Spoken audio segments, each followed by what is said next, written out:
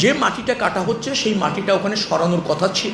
দেখে মনে হচ্ছে পিলারের গোড়ায় মনে হয় গর্ত হয়ে যাচ্ছে। আরে ভাই, পিলারের নিচে মাটি কেটে যাচ্ছে, পিলার তো পড়ে যাবে, পিলার তো সমস্যা হবে। আমি খুব ব্যথিত একটা জায়গায় যে পদ্মা সেতুর পিলারের ব্যাপারে মাটি নিয়ে যেটা আপনারা যেভাবে এসেছে, এটা আরও একটু জেনে বুঝে দায়িত্বের সাথে অংশ ছিল। পদ্মা সেতুর যে জায়গাটা আমি জেনেছি, এই রেল সেতুর যেখানে এটার একটু গভীরে দু একজন সাংবাদিক জানলে ভালো হতো।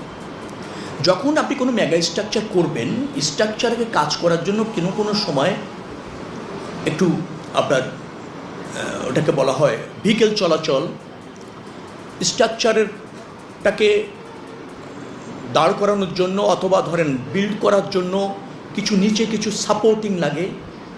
সেখানে দেখা হয় যে ধরেন পদ্মা সেতুর নদীর মাঝখানে গিয়ে স্ট্রাকচার যেটা হবে সেটা একরকম, কিন্তু এই তীরের পাশাপাশি যে স্ট্রাকচারগুলি হবে সেটা কম ব্যয় করার জন্য অথবা ধরেন সহজে করার জন্য, দ্রুততম সময় করার জন্য কিছু কিছু জায়গায় আর্থ ফিলিং থাকে।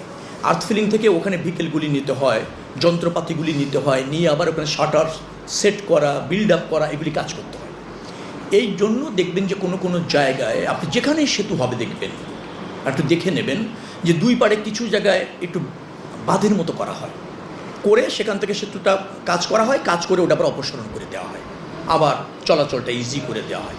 অর্থাৎ কিছু আর্টিফিশিয়ালি অ্যারেঞ্জমেন্ট করতে হয় প্রকল্প বাস্তবায়ন করার জন্য, প্রকল্প বাস্তবায়নের পর আবার সেটা অপসারণ করতে হয় এবং ওর জন্য চুক্তিও থাকে এবং ওর জন্য বরাদ্দও থাকে। ওইগুলো অপসারণের বরাদ্দ থাকে এবং ধরেন কয়েকদিনের মধ্যে আপনি সরিয়ে নেবেন, তার কন্ট্রাক্ট চুক্তিতে থাকে। এখানে ওই রকমের ভাবে কিছু রাস্তা সাময়িকভাবে, কিছু চলাচলের জায়গা, কিছুটা আর্থ ফিলিং, কিছুটা শাটার এস্টাবলিশ করা এই জন্য প্রয়োজন ছিল। তখন কিন্তু এটা ভরা হয়েছে। সেতুটা নির্মাণ হয়ে যাওয়ার পর ওটা কন্ট্রাক্টরের সাথে চুক্তি থাকে, এটা অপসারণ করে ফেলতে হবে। কিন্তু ওই সরকারের আমলে, অন্তর্বর্তীকালীন সরকারের আমলে এটা অপসারণ হয়নি দীর্ঘদিন ধরে। ব্যর্থটা ওই জায়গায় যে কন্ট্রাক্টর ওটা সরে নেওয়ার কথা ছিল, সে সরায়নি, সে বিলও পায়নি। তার কিন্তু কন্ট্রাক্টের অংশ ওগুলি সরিয়ে নিতে হয়। এই যে মাটিটা ফিল আপ করা হয়েছিল ওই জায়গায়, ওটা করে থাকবে না।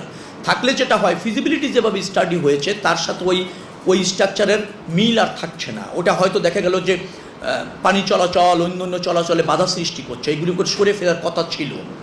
কিন্তু আগের কন্ট্রাক্টররা, যে কন্ট্রাক্টর ছিলেন, তিনি টাইম মতো এটা সরাননি। যেহেতু তিনি বিল পান না, এখন সরানোর প্রয়োজন হয়েছে, তাকে শর্ত দেওয়া হচ্ছে তুমি এটা সরাও।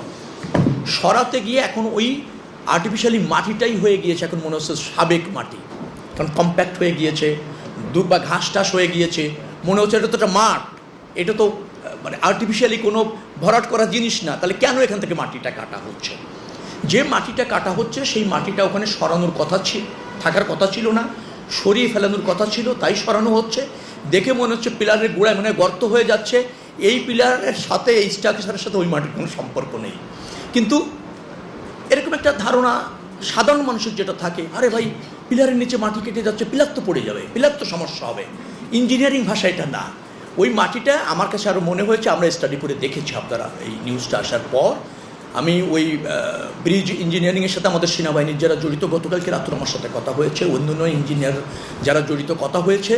ওই মাটিটা সরালে ওখানে আরও যেটা হবে, ওই নাব্যতা বা অন্যান্য জায়গায় যে চলাচলের আছে পরিবেশগত এবং অন্যান্য দিক থেকে, পাশে সামনে গিয়ে তো ওয়াটার, তো সেটা রেইনি সিজন, ড্রাই সিজনের যে চলাচলটা ফিজিবিলিটি টেস্ট অনুসারে ভালো হবে।